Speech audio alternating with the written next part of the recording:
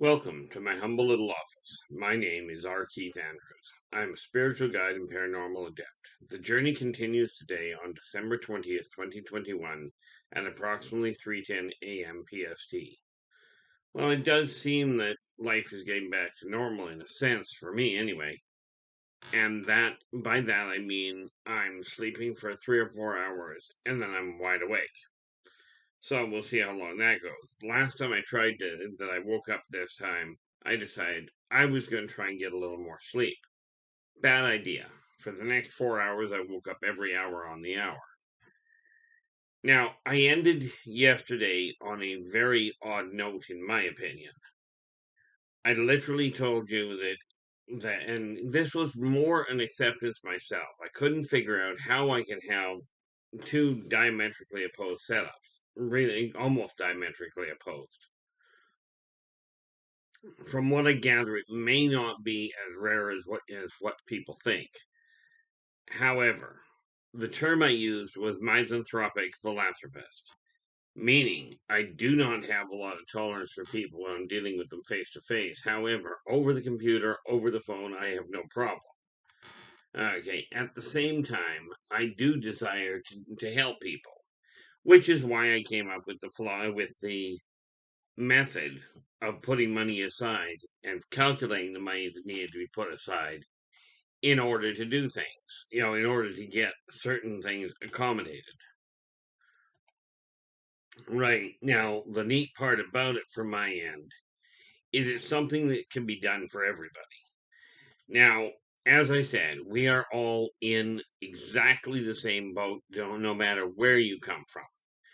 Okay, now something to get to realize here is this is a live recording, meaning that when I do something, okay, that when I make a mistake, so be it. I get to the end of the day, I get to the end of the recording, I double check to make sure I got the date right and the time right, and I post it as is with all the quirks, all the hiccups.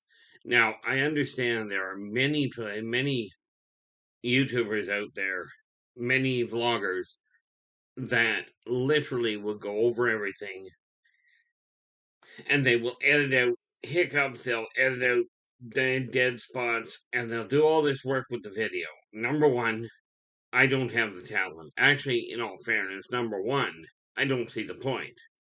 I simply am the way I am. And if you ever run into me in person, you'll find I behave exactly the same way. I'll trip over my words, I'll double back on the words in order to correct something.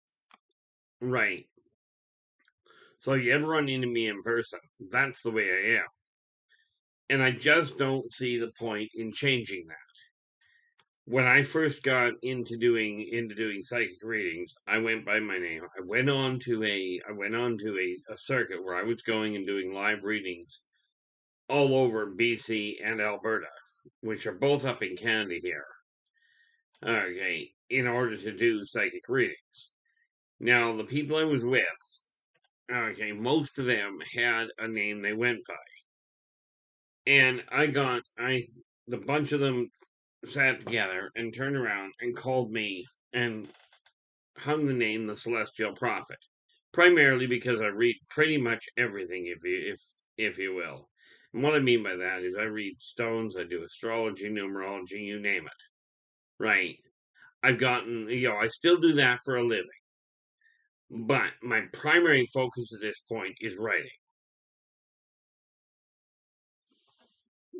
Okay, now, when it comes to a project, okay, now, two things. One, I came back here for one primary purpose this lifetime, and that is to spread a simple message to people, to every person, every entity, not just humans. And that is that working together, we can make this a better world for virtually everybody. Now, there will invariably be exceptions. Okay, there will be those that look at it and go, the rules shouldn't apply to me. Well, whether they should or they shouldn't, there's three that do. Okay, and those are the three karmic laws. Be true to yourself first, do unto others as you desire them to do unto you, energy out, energy in. Now, these are not one more important than the other. These are each mutually dependent on the other. If you're doing something to somebody else, if you're being true to yourself and being true to yourself hurts somebody else, then there is something off with your perception of true to yourself. Because if you're hurting somebody else intentionally, whether that is physically, whether it is because of control issues, maybe you're jealous about something and you're looking into it and trying to understand how they're behaving. Okay, and you're striving to control them, and you chalk it up to, oh, it's their fault I'm this way. No, it's not. If you're doing it, other situations, other people, and those close to you may well do something that encourages you to behave in a non consistent fashion. But the choice as to how you behave, assuming we are talking about you've got the time to, that choice is your choice. Even when you're in a life and death situation, although you may not make the conscious choice, you are making a choice on what you're doing. Now, do not get me wrong.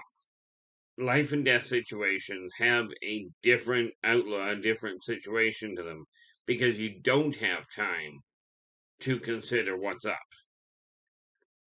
to consider what the outcomes are. But if it's not a life or death situation, then frankly, you've got the time. Yes, your emotions may be running high, and that really limits the amount of time or the amount of cognitive thinking.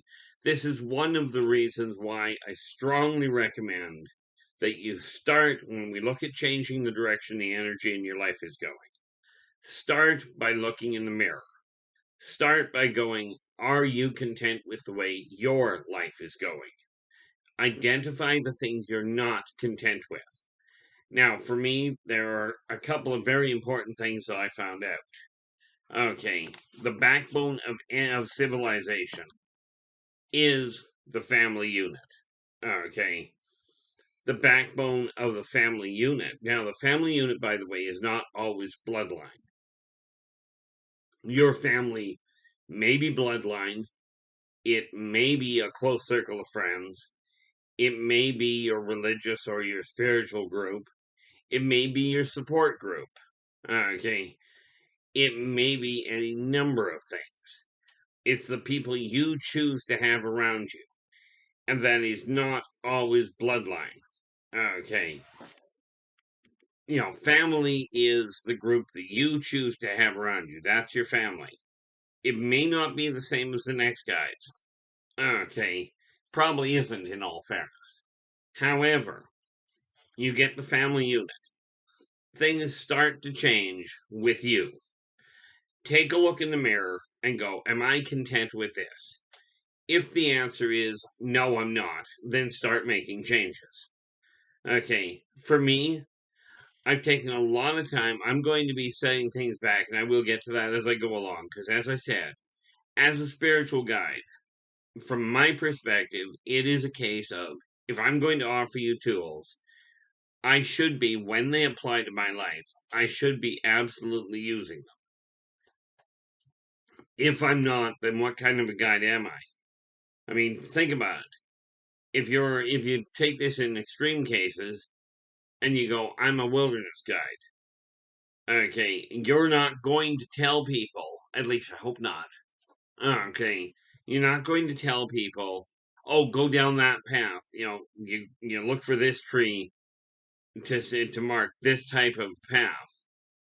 Oh, watch the ground and go down that road. And meanwhile, in your head, you're going, I know there's quicksand down that road. I'm not going down there, but I'm going to tell them to go down there. You don't do that. Okay. Yeah, it may keep you alive, but it really does go against do unto others as you desire them to do unto you. So the tools I offer are the ones I personally use.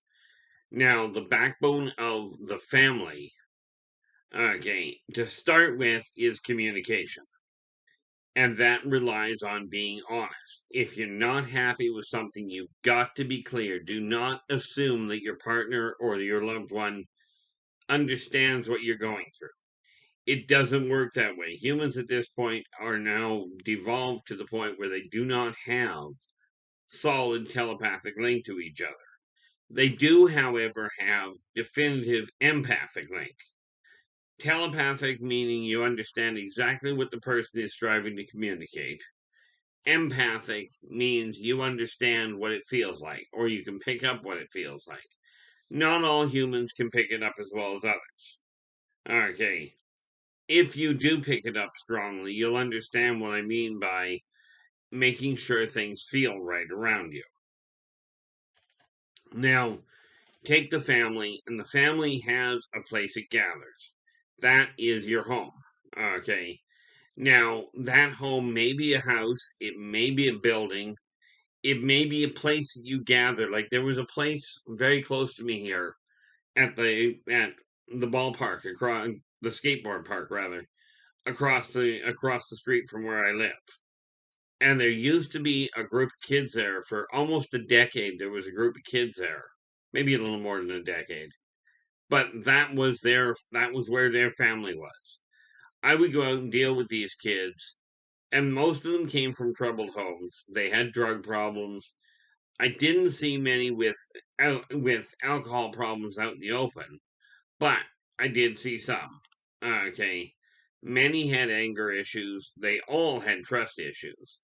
But I used to meet with them out in the ballpark or out in the skateboard park. This was their family. Their home was that park. They all went to their own places to sleep, and then they came back almost every day to the same location. Many of them were escaping from whatever was going on in the house they were sleeping in. That's where their family was. So their home was that park.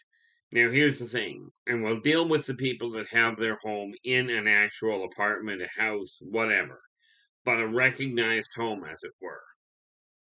Now, when you take that home, you have three areas in the home that are necessary in everybody's home. The bathroom, okay, very active place usually.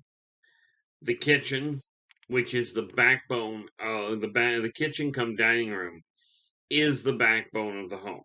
Okay, it's the one area that is very strongly used. In today's world, it's gotten away from that a lot. Okay, and we're talking about shifting energy back to a more congenial fashion. Very strong recommendation. Pick one meal of the day, whether it is breakfast, lunch, or dinner. Doesn't matter.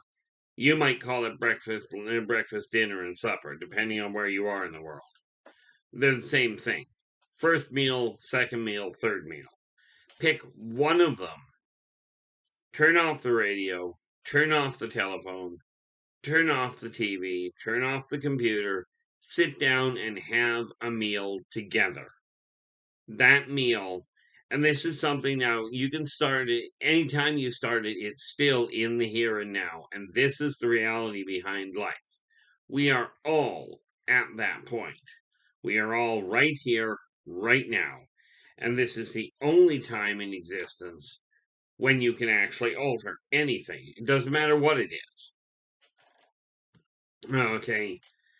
But for me, I'm getting things organized, getting my own home, my own family sorted around to it. And I just picked an arbitrary date that will be the 1st of January. Okay, which, by the way, I think is in about 6 days here or something like that. Yeah, today's the 20th, so sorry. 11 days. 31st, 12. We'll settle on 12. Final answer.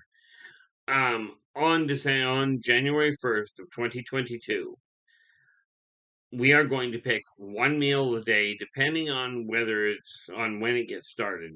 Now, because of the fact that I happen to eat way more often than my son does, and I also happen to get up a lot earlier. It's likely going to be lunch. Okay, at least if he's at home. Okay, but we will be picking one meal of the day and making sure that we get that meal. Now, in all fairness, I may go with breakfast, or for me, it will be second breakfast. And for those of you that are Tolkien fans, Okay, yes, second breakfast really does happen because my first breakfast, well, I'll be having my first breakfast in all fairness at about 4 o'clock this morning. Second breakfast, therefore, will likely happen around 9 or 10 o'clock this morning. Okay, depending on when my son gets up.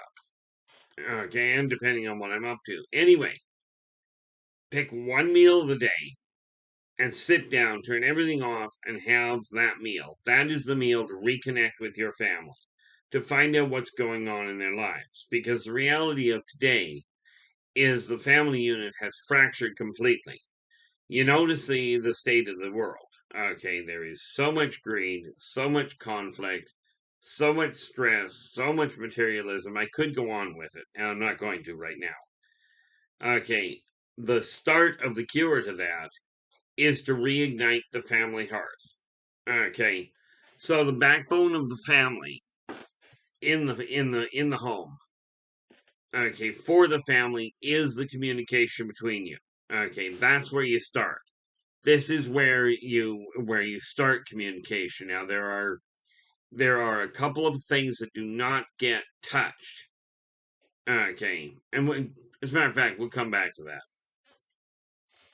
Okay, when you've got that going, or more to the point, while you're getting that going, now the next thing you look at, that's the backbone of the family, the backbone of the house, the place you're living, and the way your life is going is your finances. Okay.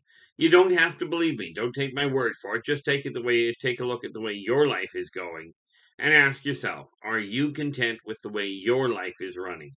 Are you happy with your finances right now? Okay, the tools I offer are simply the ones I'm using. Now, because of that, I know they work. Okay, so the backbone of the house is the finances. That gets done in wherever you calculate your finances.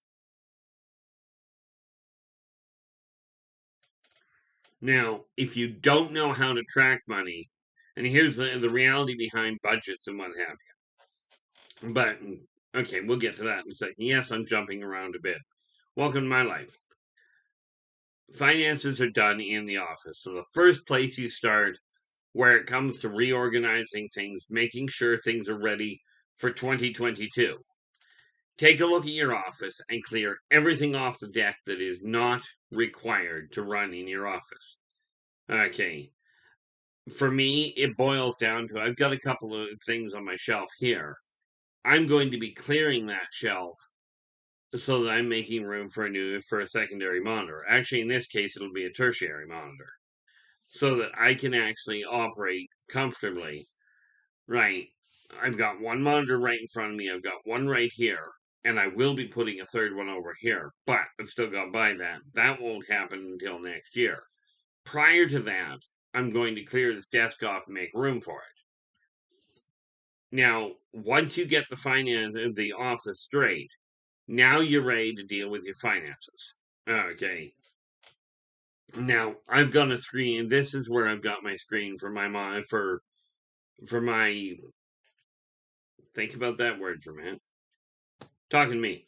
Um, for my tracking. Okay. And I've got a sheet here to track my money. Now the thing is, people will say budget. You got to have a budget.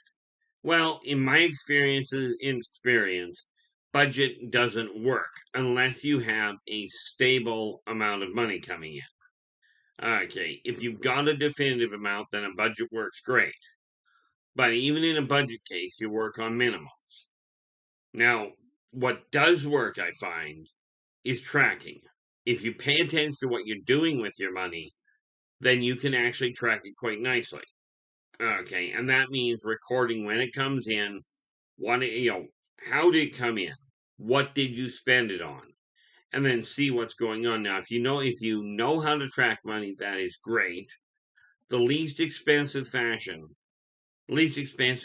to go, and the first person you talk to is your parents if they are doing financially well. If your parents are having problems keeping their money running, or they're always behind in their bills, I will tell you right now, if that's the case, they're doing something ineffective and they are not the people to talk to. Because when you desire to do something well, talk to somebody, whether it's your family, a stranger, a manager, a bank, financial advisor, doesn't matter.